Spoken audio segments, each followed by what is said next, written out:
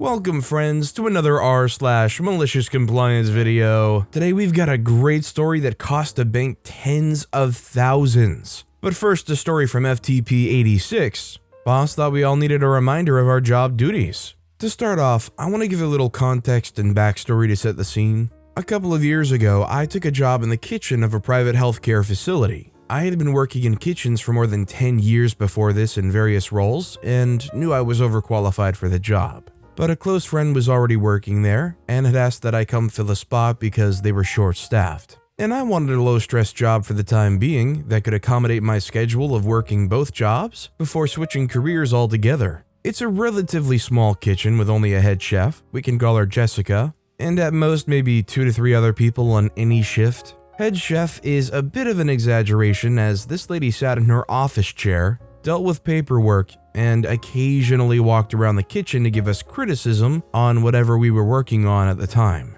I've had a lot of bosses throughout the years, and she was by far the worst. Aside from her though, the rest of my coworkers were great. We communicated and worked as a team to get everything done, regardless of what specific task was assigned to anyone. I was hired on as what she liked to call support. This basically meant that I did a lot of the menial prep and restocking tasks that no one else wanted to do. Which was fine because with my experience, knife work went faster for me than anyone else. But because of that experience, I was also relied on pretty heavily by the rest of the cooks to help them out with their tasks. I didn't mind this because, like I said, we all helped each other to achieve the common goal, and everything got done by the end of the day. Everything was going great, and we were running smoothly for about 4 months after I had started, and this is where we get into the beginning of my compliance issue. After 4 months, we lost a couple of team members and they ended up getting replaced with people that didn't really fit into the chemistry we'd built up. Overall, they were lazy, took constant breaks for 20 plus minutes at a time, and had to be babysat for their entire shift.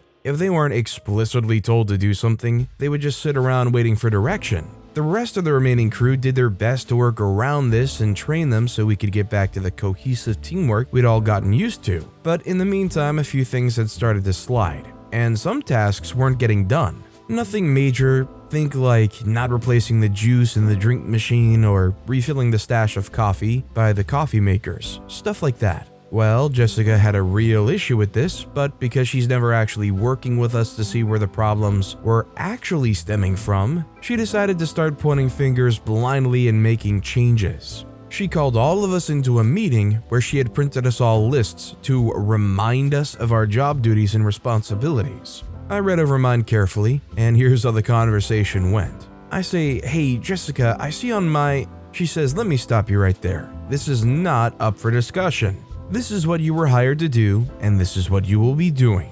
If all of your tasks aren't finished by the end of your shifts, you will be the one responsible." A coworker says, "Jessica, this list doesn't even include..." She says, "Again, we're not here to discuss. You have all been slacking, and you can all consider this your verbal warning." She turns to look directly at me. "If problems persist, we will take disciplinary action." I walked out of that meeting laughing my butt off. We typically worked 8 to 10 hour shifts, and the entirety of my list could be completed in 2 hours or less. I talked to my friend, who was already having the same thoughts I was, and we both agreed to just let it ride and enjoy the crap show.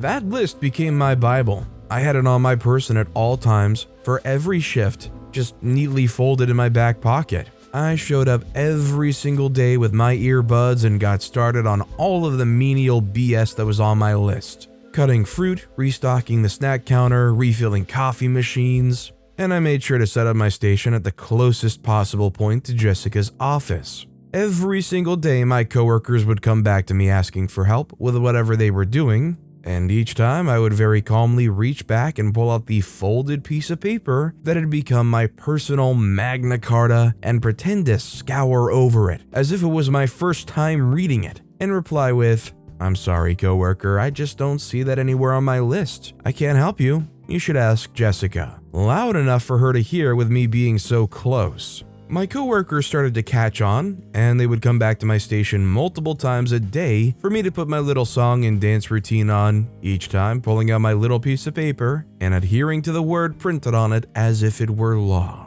After a few weeks of this, the tension had really started to build between Jessica and I, as the issues we were facing before the meeting only continued to get worse. But what could she do? She had made her decision, and she would sooner drop dead than admit she was wrong. Eventually, after enough complaints from our clients and other staff members, she was let go. It's a bit anticlimactic, but I actually left not long after that. I told everyone with her gone, work was just too boring. I didn't have anyone to go to battle with. In reality, my second job had really started to pick up, and I was able to go full-time and switch careers. I've heard from friends that they actually promoted one of my old coworkers, and he's doing a great job in that position, and everything is running smoothly again. My thoughts and prayers go out to anyone who decides to hire Jessica in the future. I mean, obviously enforcing these roles as they were written down on paper with their expected responsibilities was the downfall here for Jessica. That said, do you guys believe that you should be able to receive a piece of paper that actually has all of your legitimate responsibilities?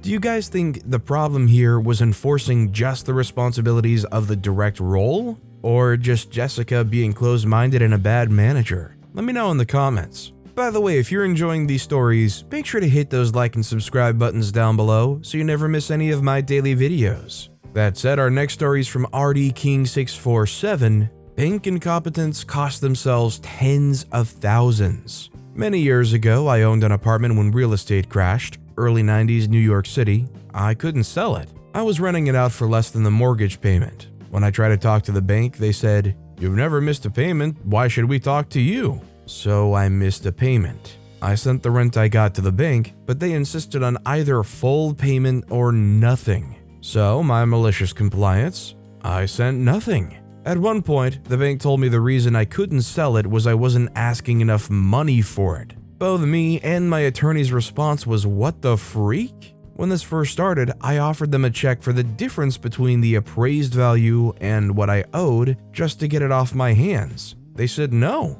Finally, a year later, I sold it for much less than I owed. The bank accepted a check in the amount I originally offered, but because of their incompetence, they never collected the year's worth of missed payments. When they tried to report to the credit bureau that they had foreclosed, I disputed it since they never actually foreclosed. Basically because the bank was totally stubborn on not accepting the price that was very reasonably offered by OP. They weren't able to turn it around and have somebody renting it out for a whole year or more. So not only did they settle for even less on the overall property value, they missed out on 12 plus months of rent in New York City. That's a decent chunk of change they lost there. Our next story is from Vakina. You ordered a waste company time? Okay, but I'm on OT. This happened about 2 years ago at a company I no longer work for. I work in infrastructure, specifically in communications. My job in this particular company was the oversight and maintenance of the network. And I mean the physical network, posts, cables, servers, equipment, etc. Now where I live, Puerto Rico, we get a lot of thunderstorms and rainstorms. And with the territory being almost all rainforest, you can imagine that mountainous terrain and storms make for a lot of broken or fallen down cables, posts, and landslides. So on this particular day I was off work, it was a weekend, but there was supposedly a thunderstorm being predicted for my area. Whenever that happened, we were supposed to enter a sort of standby where if anything broke down or got damaged, me and my team would have to go on the field immediately and fix it. I had seen the news and chances of such storm was at 10% or less. Can't remember exactly, but it was stupidly low. So low in fact that I was planning on hitting the beach with my son and husband. Now there's two types of standby. You either 1, stay home and are on call all day, or 2, go by the office, prepare for an emergency, and stay there on 12-hour shifts, waiting for the worst. When my boss called that morning, I'm thinking he's gonna ask me to be on call all day. So I'm already telling my husband we can't go to the beach and such in case I have to go in. But at least we'll be home all day and relax. So imagine my surprise when my boss says it's gonna be an emergency standby and everyone is to report for a 12-hour shift. I tell them the chances of this becoming a major storm were almost null, and there was no need to bring everyone in like this. He responds by saying that his information is different and that it most likely will be bad, and he wants everyone in immediately. I try to convince him one last time by explaining that doing this would mean overtime pay for everyone who has to come in on a Sunday. My team alone was me and 13 other people. Of course, boss doesn't care. He says he'll get it approved by the higher-ups and to do as he says. Cue malicious compliance. I call all my guys to tell them that they have to be on site for 12 hours. It's gonna be overtime pay, of course, but their Sundays are ruined. I also tell them to bring stuff to do since we're all most likely gonna be stuck there with nothing to do. I tell them to bring games, snacks and coolers, and even sleeping bags. My plan was to hang out with my team all day and get paid double to do so. I even said to go all out with it, and if anything happened, it was on me. By the time I get to the office, some of the guys have already arrived and are setting up the office with a PlayStation 5, coffee's on the pot, and one of the guys are already napping in a sleeping bag in the corner. Throughout the 12 hours, we played Monopoly, PS5, dominoes, cards, chess, we talked, we joked, we took turns sleeping, and we cooked a big meal for all of us, and just basically enjoyed ourselves. Around the 10-hour mark, it had only drizzled a little for about 30 minutes, and my boss decided to call off the standby. Later I learned that he got his ear chewed off for making us go in the first place. Now, when a standby gets called off, per union rule, it's been at least half of the total hours we get paid in full. Meaning my boss had 6 hours to call off the standby, so he didn't have to pay for all 12. It had been 10.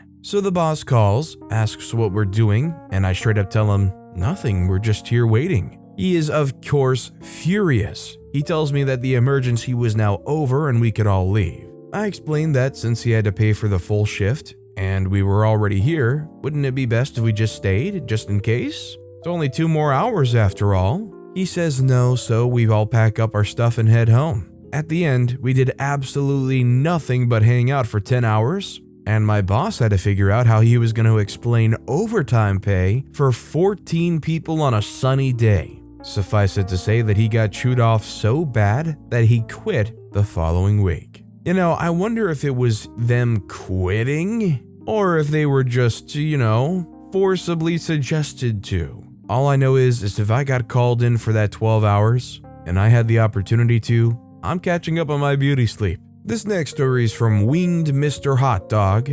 You want me to send you screws priority overnight? Sure. I work in industrial manufacturing for a company that does machine sales, parts, and servicing. I had a customer ask about some cap screws that they wanted to replace. I directed them to Fastenal or Home Depot as they could get the number they needed for under $1. The customer got very unhappy that we're not willing to help and shocked that we would challenge a customer on an order they want to make. They need these screws first thing in the morning and I will send them or we will lose a customer. I say, okay, my apology, we'll send you what you need priority overnight and invoice you in the morning. They paid the invoice, and that was that. Or so I thought. Cost of the screws, 36 cents. Shipping, $43.04.